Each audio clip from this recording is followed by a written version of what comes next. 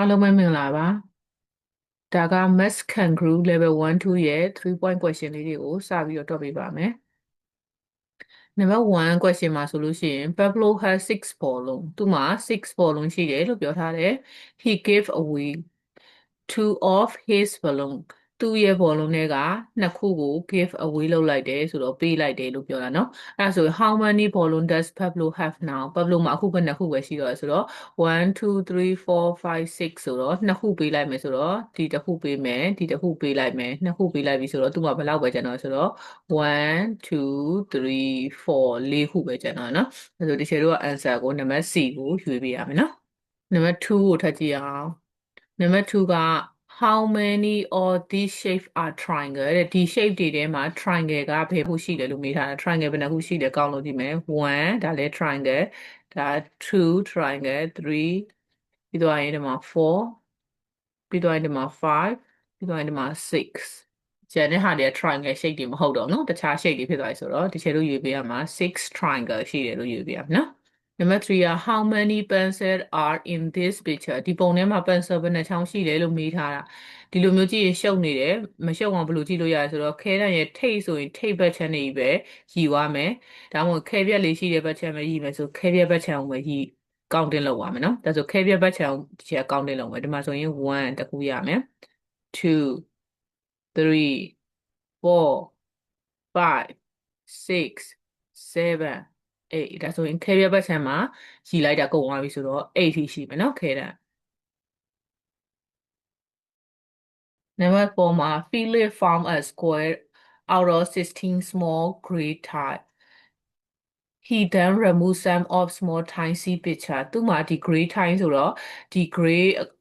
color နဲ့သူအကွက်လေးတွေ square ကွက်လေးတွေသူလှုပ်ထားတယ်လှုပ်ထားတယ်မှာသူ remove ဆိုတော့ဖယ်ထုတ်လိုက်တယ်တဲ့ some of small time ဆိုတော့တချို့ဟာတွေဖယ်ထုတ်လိုက်တယ်ပုံထဲမှာပြထားတဲ့အတိုင်းပဲ how many small time did he remove သူဖယ်ထုတ်လိုက်တာဘယ်နှကွက်ရှိလဲဒါဆိုဒီချေတို့ကလူလေးလှုပ်လို့ရတယ်အကွက်လေးတွေအရင်ဆုံးအပြည့်ဖြစ်အောင်ဖြည့်လိုက်မယ်နော်ဖြည့်ပြီးတော့မှကောင်းတင်လုံးကြီးပို့လွယ်တယ်အဲဆိုရင်ရှင်အကွက်လေးအပြည့်ဖြည့်လိုက်တယ်ဒီမှာအကွက်လေးပြည့်သွားရင်1 2 3 4 5 6 6ခုเนาะ6 square ကို6 small tile ကိုသူဖယ်ထုတ်လိုက်တာဆိုတော့နံပါတ် C ကိုရွှေ့ပေးရပါမယ်နံပါတ်5ကိုကြည့်အောင်Number 5မှာက5 baby kangaroo are looking for their mother တဲ့ကန်ဂရူးသေးသေးလေးတွေကသူတို့အမေကိုလှမ်းပြီးတော့ကြည်နေတယ်တဲ့နော် they jump around the line mark သူတို့ပြထားတဲ့ line တိုင်းပဲသူ jump လုပ်သွားမယ်နော် which path is the shortest ဘယ်လမ်းကြောင်းကအတူဆုံးလဲတဲ့ A B C D E ထဲမှာဘယ်လမ်းကြောင်းကအတူဆုံးလဲတဲ့ဘယ်လမ်းကြောင်းအတူဆုံးလဲသိချင်ဒီချေတို့ကဒီမှာ square ကွက်လေးတွေဘယ်နှကွက်သွားလဲကိုကောင်းနေလောက်လိုက်ရတယ်နော်အဲဆိုရင်အရင်ဆုံး square ကွက်လေးတွေကို counting လုပ်ဖို့ဆိုလို့ရှိရင်1 2 3 4 5 6 7 8 9 10 11 12 13သူဆိုရင်13သွားရင်သူ့မေစီကိုရောက်မယ်เนาะဒီဘက်ကိုထပ်ရေးကြည့်မယ်1 2 3 4 5 6 7 8 9 10 11 12 13 14 15သူက15သွားရင်ရောက်မယ်သူက1 2 3 4 5 6 7 8 9 10 11 12 13 14 15 16 17 18သူက18သွားရမယ်1 2 3 4 5 6 7 8 9 10 11 12 13 14သူက14သွားရမယ်သူက1 2 3 4 5 6 7 8 9 10 11 12 13 14 15 16 17 18သူက18သွားအဲဆိုဒီချေတို့လမ်းကြောင်းလေးတွေကောက်လုပ်ပြီးသွားဆိုဒီထဲမှာ shortest ဖြစ်တာကနံပါတ် A ဖြစ်တဲ့အတွက်ဒီချေတို့ A answer ကိုရွေးချယ်ပေးရမယ်နော်အခု4 point question ကိုရောက်ပြီပေါ့နော်နံပါတ်6က4 point question ဖြစ်သွားပြီ Lara glued all together 18 cube 18 cube ကိုသူကကော်နဲ့ကတ်ထားတယ်ပြီးတော့လို့ရှိရင် then she strapped to rubber band around then see picture ပြီးတော့သူဒီမှာကော်နဲ့ကတ်ပြီးတော့ rubber band တရေချိုးနဲ့သူနှစ်ဖက်ကိုဒီလိုမျိုးခြိထားတယ်ပုံမှာပြထားတဲ့အတိုင်းပဲစီးလိုက်တယ်ပေါ့နော် how many cube are not touched မထိနေတာနော် not touched by any of the rubber band ဆိုတော့ခုနတရေချိုးနဲ့မထိနေတဲ့ cube ကဘယ်နှခုရှိတာလဲလို့ပြောထားတာနော် cube ပေါင်းက18ရှိတယ် rubber band နဲ့မထိနေတာကဘယ်နှခုရှိလဲလို့မေးထားတာဆိုဒီချေတို့ကြည့်ကြည့်ရအောင် အဲဆိုရင် rubber band ကသူစီးထားတဲ့ပုံစံအရဆိုလို့ရှိရင်ဒီအပေါ်က cube တွေအကုန်လုံးကထိနေမှာဟုတ်ပြီနော်အပေါ်က cube တွေအကုန်လုံးကိုဒီ rubber band သုံးထားတာဒီ rubber band ကြီးကဒီရှစ် color ပြောင်းလိုက်ဒီ rubber band ကဒီ cube တွေအကုန်လုံးသုံးထားတာဖြစ်တဲ့အတွက်အပေါ်က cube တွေကအကုန်လုံးထိနေမှာဆိုတော့1 2 3 4 5 6 7 8 9အပေါ်က9အကုန်လုံးကထိနေတာနော်မြင်ရ rubber band နဲ့ထိနေတယ်ဆိုအောက်မှာအပေါ်မှာ9ရှိအောက်မှာ9ရှိလိမ့်မယ်နော်နောက်က9မှာလည်းဒီ line တစ် line အလယ် line တစ် line ကထိနေအောင်မှာ rubber band အလယ်ကနေပတ်ထားတာ哦ဒီအလယ် row ကနေပတ်ထားတာဒါဆိုရင်အောက်မှာလည်း9ရှိတဲ့ထဲမှာအလယ်တစ်ကြောက rubber band နဲ့ထိမှာဆိုတော့3ဒီကြားတဲ့3ကလည်း rubber band နဲ့ထိနေအဲဆိုရင်လွတ်နေတာဒီဘက်က3ရယ်ဒီဘက်က3ရယ်ကလွတ်နေတာဒီနားက3ခုရယ်ဒီနားက3ခုရယ်ကမထိထားတာဖြစ်တဲ့အတွက်ဒီခြေတို့မှာ rubber band နဲ့မထိတာက6 cube ရှိမယ်နော် which key က fifth the lock ဒီ lock နဲ့ဒီ lock တွေကိုဘယ် key ထည့်လိုက်လို့ရှိရင်အဆင်ပြေမလဲလို့ပြောထားဟဲ့လားနော်အဲဆိုသူ့ရဲ့ key ပုံစံလေးကြည့်လိုက်ပါအောင်ဆိုတော့ lock ထဲမှာဘယ်လိုရှိလဲဆိုတော့ square ရယ် triangle ရယ် circle ရယ် square ရယ် triangle ရယ် circle ရယ်ဆိုတော့ဒီမှာ square ပုံစံပါတယ်ဒီမှာက triangle ပုံစံပါတယ်ဒါက circle မဟုတ်တော့ဘူးဒါဆိုဒါမယူဘူးเนาะဒါကိုယူလို့မရဘူးဒါကြီးကြတော့ square ဖြစ်တယ်ဒါပေမဲ့ triangle စောက်ထူကြီးဖြစ်တယ်မှားတယ်ဒါကိုမယူဘူးเนาะနောက်တစ်ခုက circle ဖြစ်တယ်ဆိုဒီမှာတွေကမှားတယ်သူ့ကိုမယူเนาะဒီမှာ square ဖြစ်တယ် triangle လည်းပုံစံတူတယ် circle လည်းပုံစံတူတယ်ဆိုတော့နံပါတ် D ကိုယူပေးရမယ်เนาะနံပါတ် E ကဒီအပေါ်တစ်ခုမှတည်းမှားတာဆိုတော့မယူတော့ဘူးဒါဆိုဒီချေတို့ယူရမှာနံပါတ် D ကိုယူပေးရမယ်ဟုတ်ပြီလား A dog had two puppies that both weighed the same เนาะ a dog ဆိုတော့ခွေးကောင်မှာ has two puppies ဆိုတော့ခွေးပေါက်သေးသေးလေးနှစ်ကောင်ရှိတယ်both both weight the same အလေးချိန်ကအတူတူပဲเนาะအဲ့ခလေးလေးနှစ်ကောင်အလေးချိန်ကအတူတူပဲ picture 1 show the dog and one puppy weight က14 kg ရှိတယ်တဲ့ပထမပုံမှာဆိုရင် puppy လေးကတစ်ကောင်ရယ် dog တစ်ကောင်ရယ်ဆိုလို့ရှိရင်เนาะ14 kg ရှိမယ်တဲ့နောက်ထပ် picture 2မှာဆိုလို့ရှိရင်အဲ dog ကတစ်ကောင်ရယ် puppy က1 2ဆိုတော့နှစ်ကောင်ရယ်ဆိုလို့ရှိရင်တော့18 kg ရှိတယ်တဲ့လို့ရှိရင် how many kgs that the big dog weight ဒီခွေးအကြီးကောင်ကြီးရဲ့ weight ကဘယ်လောက်လဲလို့ပြောထားတာနော်အဲဆိုဒီချေတို့ကဘာလို့ကြည့်ရမှာလဲဆိုတော့ဒီခွေးသေးသေးလေးနဲ့ခွေးအကြီးနဲ့ပေါင်းရင်14ခွေးအသေးလေးက2ကောင်ဆိုတော့တစ်ကောင်ပိုလာပြီပိုများလာပြီဘယ်လောက်ပိုများလဲသိချင်လို့ရှိရင်အဲ့ဒီနှစ်ခုကိုဘာလို့ကြည့်လိုက်ရလဲဆိုတော့ minus လုပ်ကြည့်လိုက်ရတယ်နော် minus လုပ်ကြည့်မယ်ဒါဆိုလို့ရှိရင်18 minus 14လုပ်လိုက်မယ်အဲဆိုလို့ရှိရင်ဘာရမှာလဲဆိုလို့ရှိရင်ခွေးသေးသေးလေးတစ်ကောင်ရဲ့တန်ဖိုးတစ်ချက်လို့အရင်ရလာလိမ့်မယ်နော်အဲဆိုရင်4 minus လုပ်လိုက်တယ်နော်ဒီဘက်မှာပိုများနေတဲ့ခွေးသေးသေးလေးတစ်ကောင်က4 kg ရှိရဲ့အဲဆိုလို့ရှိရင်ခွေးအသေးလေးက4 kg ဆိုတော့ဒီချက်တို့ minus လုပ်လိုက်တဲ့အခါမှာခွေးသေးသေးလေးတစ်ကောင်ကပိုနေတော့4 kg ရတယ်သူက4 kg သူလည်း4 kg သူလည်း4 kg ခွေးသေးသေးလေးတွေက same weight လို့ပြောထားတယ်နော်အဲဆို 4kg တွေဖြစ်သွားပြီဒါဆိုလို့ရှိရင်ဒီမှာကြည့်ကြည့်လိုက်မယ်ခွေးသေးသေးလေးက4ဆိုတော့သူတို့ခွေးအကြီးနဲ့ခွေးသေးသေးလေးနဲ့ပေါင်း14ဖြစ်တယ်ဆိုတော့သူကဘယ်လောက်ရှိရမှာလဲဆိုတော့ 10kg ရှိရမှာဟုတ်လား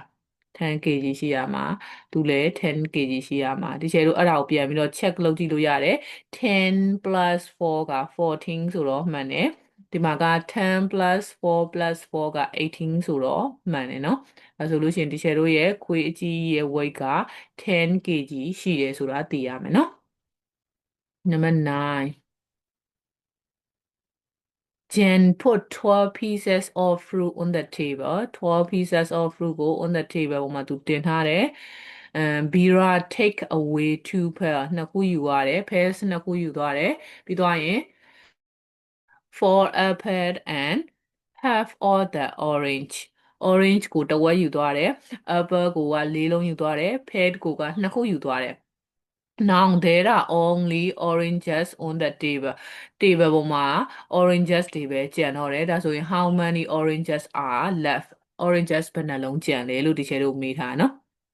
အဲဆိုလို့ရှိရင်ဒီချေတို့ကြည့်အောင်အကုန်လုံး total က12ရှိတယ်နော်12ရှိတာကိုသိရမယ်12ထဲမှာသူဘယ်လောက်ယူသွားလဲဆိုတော့အရင်ဆုံးအဲ pearl နှစ်ခုယူသွားတယ်ဆိုတော့ဒါဆိုရင်2 pearl ယူသွားတယ်2 pearl 2 per ယူမယ်ပြီးတော့ရင်ဘယ်လောက်ယူသွားလဲဆိုတော့4 apple ယူမယ်ဟုတ်ပြီနော်4 apple ယူမယ်အဲဆိုလို့ရှိရင်အရင်ဆုံး orange ကိုမယူခင်2 per နဲ့4 apple ယူလိုက်တော့သူ့မှာဘယ်လောက်ပဲကျန်တော့လဲဆိုလို့ရှိရင်6ပဲကျန်တော့တယ်နော်6 fruit ပဲကျန်တော့တယ်6 fruit ပဲကျန်တော့တယ်နော်ဒါတွေကယူလိုက်ပြီဆိုတော့ဒီ12တဲ့ကနေသူ့ကို minus လုပ်တယ်သူ့ကို minus လုပ်ဒီဘက်ကိုလည်း minus လုပ်လိုက်တယ်ဒါဆိုလို့ရှိရင်6 fruit ပဲကျန်တော့တယ်နော်အဲ့ဒီ6 fruit တွေကိုမှ half က oranges ယူလိုက်မယ်ဆိုတော့ဒီမှာ half လုပ်လိုက်တယ်ဆိုရင်ဒီဘက်က3ဒီဘက်က3ဒီဟာက oranges ဒီဘက်ကလည်း oranges ပဲ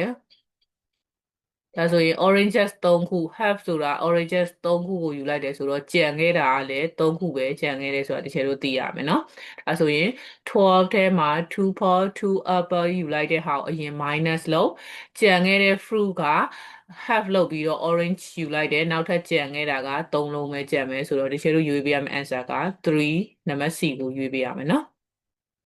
နံပါတ်10ကိုကြည့်ရအောင် all the button on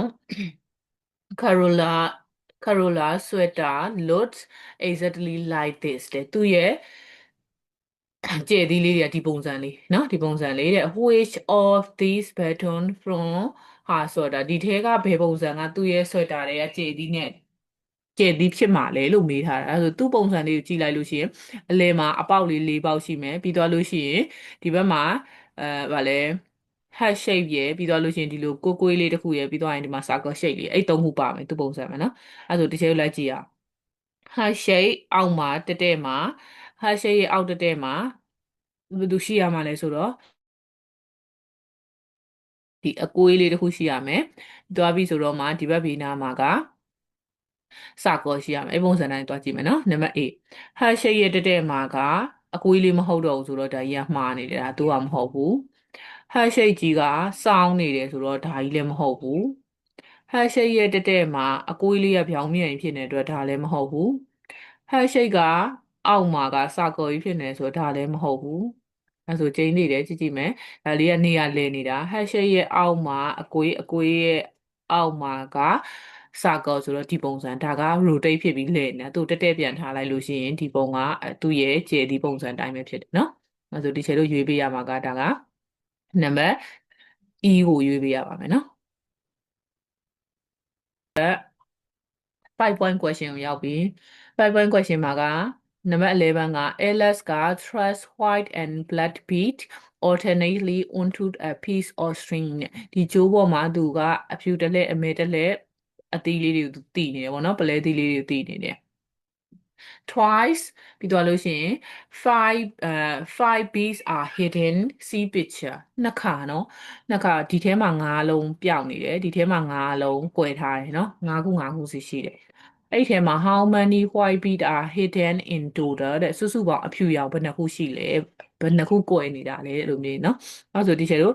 လုံးကြည့်အောင်နော်သူက pattern က white black ဆိုတော့ဒီမှာ white black white black white ငါးလုံးထည့်ရမယ်နော်နောက်ဒီထဲမှာ black ပြီးသွားရင် white black white black white ငါးလုံးထည့်ရမယ်နော်ဒါဆို white ဘယ်နှခုလဲရေးကြည့်ရအောင်1 2 3 4 5 6 6 white bead ရှိတာမို့လို့ဒီချေတို့ answer C ကိုရွေးပေးရမယ်နော် 70 squirrel are sitting on the tree on the four tree ရနော်အပင်၄ပင်ရှိမယ်အဲ့မှာ17 squirrel က sitting လုပ်နေတယ် there are actually two squirrel each tree တဲ့အပင်တစ်ခုမှာအနည်းဆုံး actually two squirrel ရှိတယ်အနည်းဆုံး2ကောင်တော့ရှိတယ် how many squirrel are different on each tree တဲ့အပင်တစ်ပင်ချင်းစီမှာမတူတဲ့ပုံစံဘယ်နှမျိုးနဲ့တစ်ချက်လို့နေလို့ရလဲလို့မေးထားတာเนาะမတူတဲ့ပုံစံနဲ့ square တွေကတပင်ချင်းစီမှာနေမယ်ဆိုလို့ရှိရင်ဘယ်နှမျိုးနေလို့ရလဲကြည့်ရမယ်ပြီးတော့လို့ရှိရင်what is the largest possible number အကြီးဆုံး square ရှိတယ် on one tree မှာအများဆုံးဘယ်နှကောင်ထားလို့ရလဲလို့ပြောတာเนาะအဲဆိုဒီချက်တို့က18ကောင်ရှိတယ်အပင်က4ပင်ပေါ့ဒါက3ပဲထားပါအောင်1 2 3 4ရှိမယ်ဒီချက်တို့ရဲ့ total က total က17 square ရှိရမယ်နော် SQUIRREL square ရှိရမယ်17 square မှာအများဆုံးဘယ်လောက်ထားနိုင်လဲဆိုပြီးတော့တချို့ကကြည့်ကြည့်ရအောင်အရင်ဆုံးသူ့မှာအများဆုံး answer က11ရှိတာမလို့11ထားလိုက်မယ်အဲဆို17မှာ11ဆိုလို့ရှိရင်ဘယ်လောက်ပဲကျန်တော့ဆိုတော့6ပဲကျန်တော့နော်17 minus 11ဆိုတော့6ကိုတချို့မတူတဲ့ပုံစံခွဲမယ်ဆိုလို့ရှိရင်1 2 3ဒီပုံစံမတူလို့ရတယ်1 2 3ဒီပုံစံနဲ့မတူဘူးလုပ်လိုက်မယ်နော်အဲဆိုမတူဘူးတော့ဖြစ်တယ်ဒါပေမဲ့ asli 2 square အနည်းဆုံး2ကောင်ရှိရမယ်ဆိုတော့ဒီမှာမှားသွားပြီအနည်းဆုံး1ကောင်ပဲဖြစ်နေတယ်ဆိုတော့ဒီချေတို့11 square ကိုအများဆုံးထားရင်အဆင်မပြေဘူးဆိုတာသိရမယ်နော်အဲဆိုလို့ရှိရင်11မရဘူး11မရဘူးဆိုလို့ရှိရင်နောက်ထပ်10ထားကြည့်မယ်နော်10ထည့်လိုက်မယ်အဲဆိုရင်10ထည့်လိုက်ပြီဆိုလို့ရှိရင်ဒီမှာ minus 10လုပ်ကြည့်မယ် minus 10လောက်ကြည့်လိုက်မယ်17 minus 10ဆိုတော့7ကျန်တယ်7ကိုဒီကျတော့မတူတဲ့ပုံစံနဲ့ခွဲမယ်မတူတဲ့ပုံစံနဲ့ခွဲမယ်ဆို asli 2ကနေစခွဲမယ်နော်2 2 3အဲဆိုရင်သူ့ပုံစံက2 2 3နဲ့ခွဲလိုက်တယ်ဒါပေမဲ့ဒီနှစ်ခုက the same ဖြစ်နေတယ်နော် same ဖြစ်နေတယ်ဆိုတော့မရဘူးဒီပုံစံနဲ့လည်းမရဘူးနော်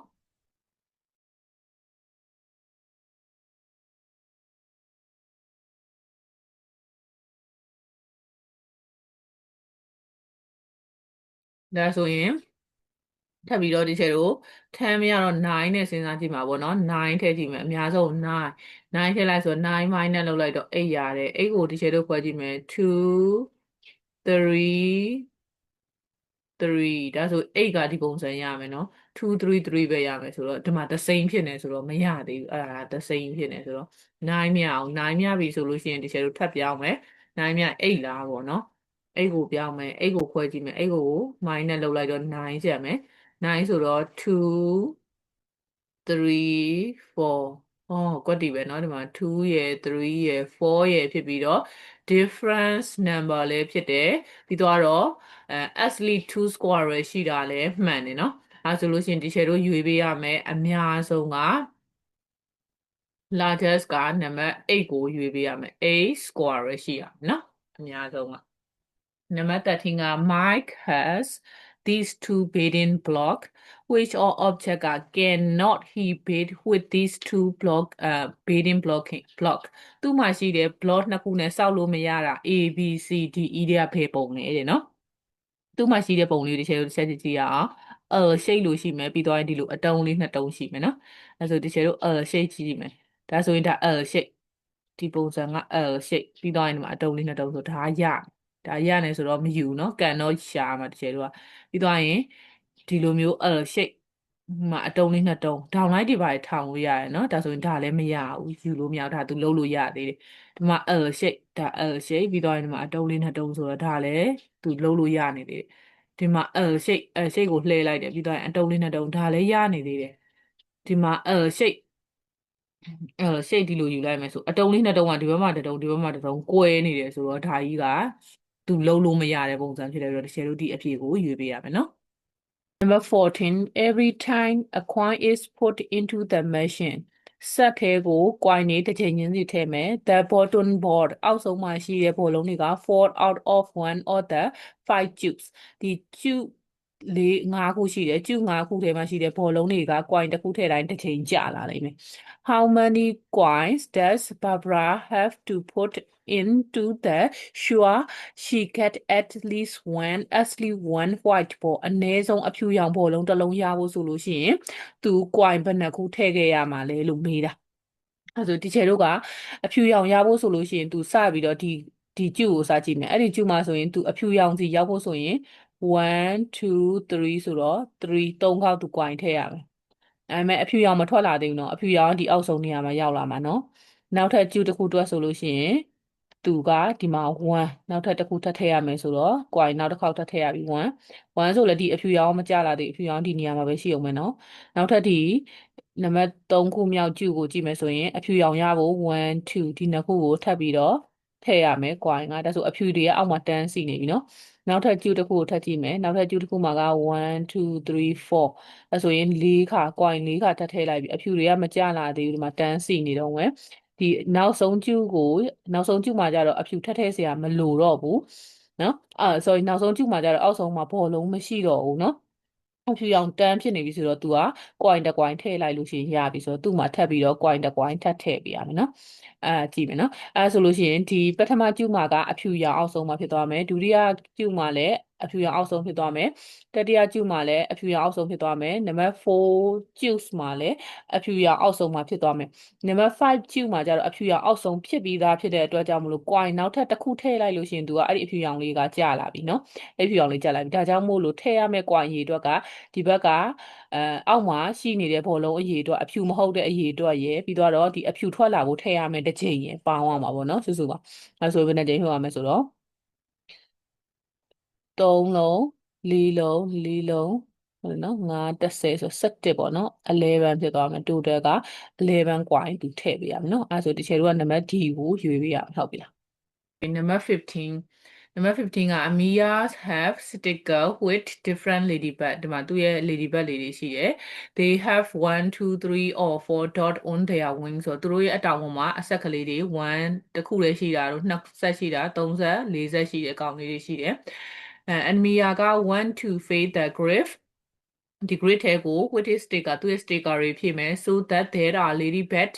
with 1 2 3 and 4 dot in every row and every column line တိုင်းမှာ row တိုင်း column တိုင်း column တိုင်းမှာ1 2 3 4ရှိနေရမယ်အဲ့လိုမျိုးပုံစံနဲ့เนาะအဲ့ဒါဆိုလို့ရှိရင် what should the top row ပထမဆုံး row မှာဒီ row မှာthe grid က look like one Admira is finished သူဖြည့်လိုက်လို့ရှိရင်ပထမဆုံး row မှာဘယ်